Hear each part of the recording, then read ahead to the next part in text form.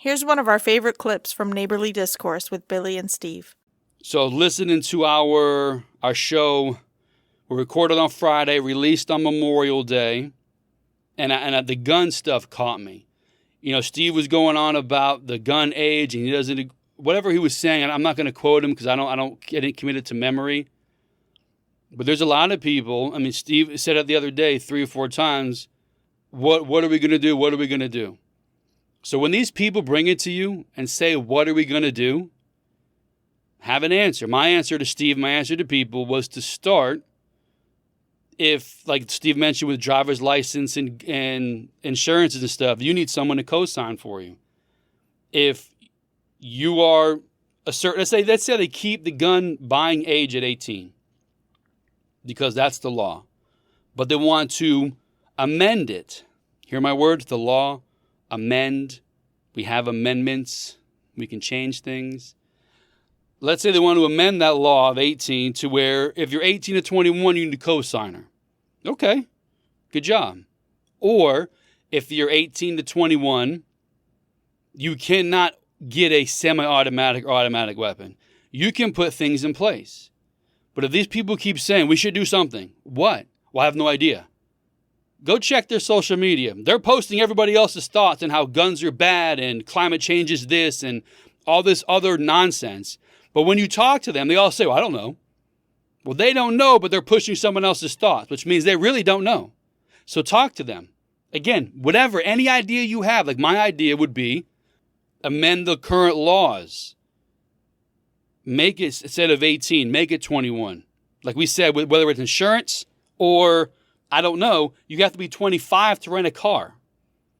All right? So 25 to rent a car, 18 to buy a gun. If you compare the two, seems silly, doesn't it? But if you are concerned that guns are an actual problem, what is your suggestion? To contribute to the conversation, I am saying, let's try adjusting the age or put a qualifier on someone who is 18. 18 to 21, you need a co-signer. You cannot buy a gun without someone there liable for you, held accountable. It's a start. It may not be the best, but it's better than saying we should do something. What? I don't know. Well, that's an idea. So think about that. Now, with that being said, now my opinion, as dark though it may be, I do believe this stuff is the mass shootings are wanted by the elitists, by the left, to push their anti-gun agenda. They do not care, except for in front of a camera, that this stuff happens. That's my opinion. They want it. They need it. So, here's where people may understand what I'm saying, or I may lose some people. Again, my suggestion, change the age. Make it 25, make it a co-signer over 18 to 21. Those are my suggestions, okay? That is giving an inch, okay? We know liberals, you give them an inch, they take a mile.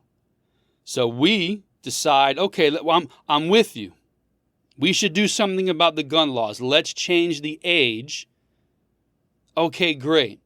You've moved the needle. You've already given in to a certain extent. So we changed it. We change it. They somehow, again, my opinion, it's unfortunate, but it is a conspiracy corner theory.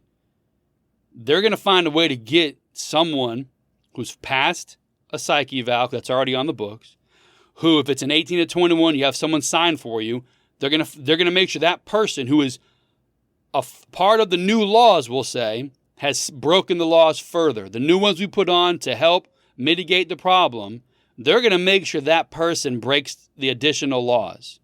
Because then what's the next step? Where will they keep going? We've already adjusted the age. Is it, okay, no semi-automatic or automatic weapons sold to anybody under 25? They're not sold without a special permit. What is it? Because we're going to have to fold again, give an inch again. Another caveat, like I said, nobody under 25 buying any semi-automatics. You need a special license, more hoops to jump through.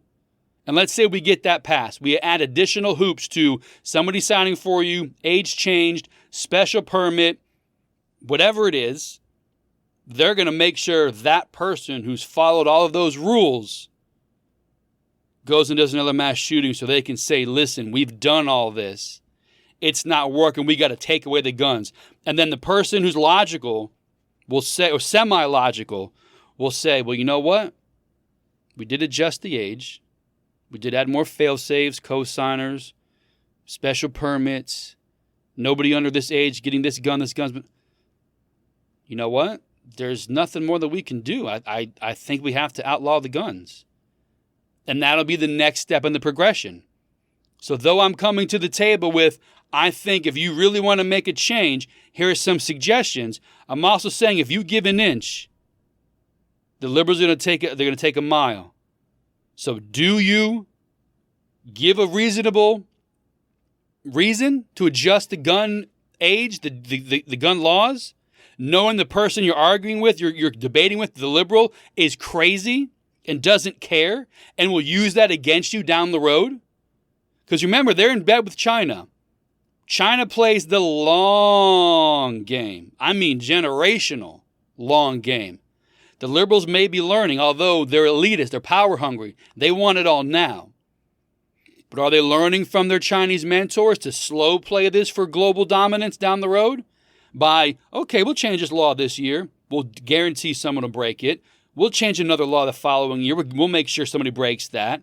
People, listen, bipartisanship, look what we're doing. We're going back and forth. We're taking your suggestions. We're amending the age. We're amending special permits, the laws, and all this stuff. And crimes are still happening. The only logical solution now is to remove the guns.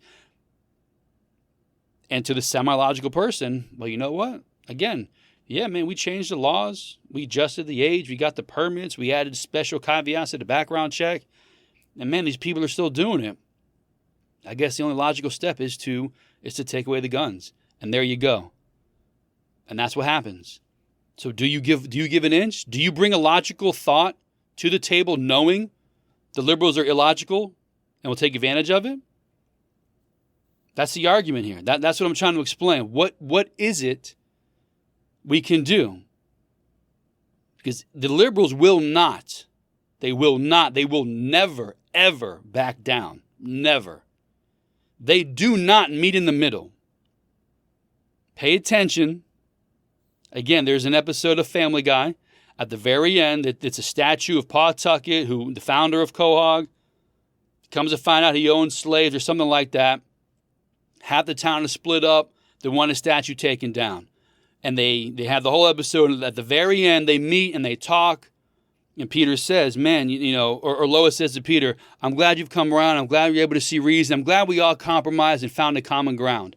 And Peter's response is, because he wanted the statue to stay, isn't it weird how the common ground is always when the Republicans give up ground to the Democrats? When the right always gives up ground to the left?